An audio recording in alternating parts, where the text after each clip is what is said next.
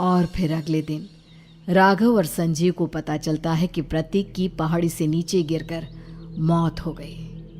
अरे कल रात की तो बात है यार, हम सब बैठकर पार्टी कर रहे थे, लेकिन मेरी एक बात समझ में नहीं आ रही। राघव शहर से इतना बाहर उस पहाड़ी पर इतनी रात को क्या करने गया था? अरे यार, वही सोचकर तो मैं भी परेशान हूँ। हम दोनों को छोड़ने के बाद तो वो सीधा अपने घर जाने वाला था, और वो आत्महत्या क्यों करेगा भाई? कल रात तक वो कितना खुश था, हमारे साथ सेलिब्रेट कर रहा था। हाँ, लेकिन पुलिस ने तो यही कहा है कि प्रतीक ने अपनी कार को जानबूझकर पहाड़ी से नीचे गिरा दिया और आत्महत्या कर ली। अरे यार संजीव, मेरी तो कुछ भी समझ में नहीं आ रहा है। चल ठीक है, अब मैं अपने घर जाता हूँ। Okay, bye. राघव अपने घर में अकेला था। दोपहर का वक्त था। तभी दरवाजे की घंटी बजी। कौन है? अरे 1 मिनट रुको, अभी आता हूँ। राघव ने जैसे ही दरवाजा खोला उसने देखा कि सामने एक बहुत खूबसूरत लड़की खड़ी हुई है। कौन है आप, और यहाँ किससे मिलने आई हैं? देखिए ना, बाहर बारिश शुरू हो गई थी, मेरी गाड़ी खराब हो गई है। आपका घर नजर आया तो सोचा कुछ हेल्प ले लेती हूँ। क्यों नहीं, आइए ना, आइए। मेरे कपड़े पूरे भीग चुके हैं, क्या आपके पास टॉवेल मिलेगा प्लीज? राघव अपने बाथरूम से एक टॉवेल लाकर उस लड़की को देता है। थैंक यू सो मच, अब मैं चलती हूँ। अरे इतनी क्या जल्दी है? आप चाहे तो बारिश रुकने तक यहाँ पर रुक सकती हैं। हाँ। लड़की ने पलटकर राघव की तरफ देखा।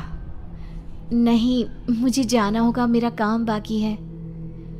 और वो वहां से चली गई। उस लड़की के जाने के बाद राघव अपने बाथरूम में नहाने के लिए गया, और जैसे ही उसने बाथरूम में देखा तो उसका टॉवेल वहीं पर लटका हुआ था। उसने टॉवेल हाथ में लिया तो देखा कि उसका पूरा टॉवेल खून के धब्बों से सना हुआ है। अरे ये क्या? ये टॉवेल तो मैंने उस लड़की को दे दिया था। ये वापस मेरे बाथरूम में कैसे आ गया? और इस पर ये खून के धब्बे कहां से आ गए?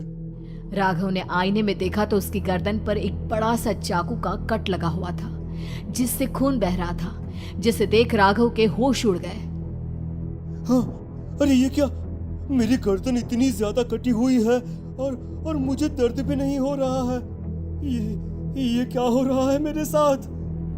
राघव घबराकर बाथरूम से बाहर आया और अपना मोबाइल उठाकर उसने संजीव को फोन लगाया। संजीव जल्दी से मेरे पास आ जाओ।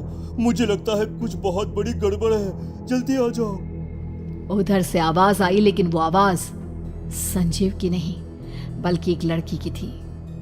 कुछ अजीब नहीं हुआ है, बस तुम्हारी मौत तुमसे मिलने आई थी और तुम्हें मारकर चली गई। अब तुम इस दुनिया का हिस्सा नहीं हो राघव, इसलिए तुम्हें अपनी गर्दन के कटने का दर्द भी महसूस नहीं हो रहा। नहीं, ऐसा नहीं हो सकता। कौन हो तुम? तुम्हारी मौत। अब संजीव के पास खबर पहुंचती है कि राघव ने अपने ही घर में चाकू से गर्दन काटकर आत्महत्या कर ली। ये सुनने के बाद संजीव के होश उड़ गए। वो पसीने से तरबतर हो गया और एक अनजाना डर अब उसके दिल को सताने लगा।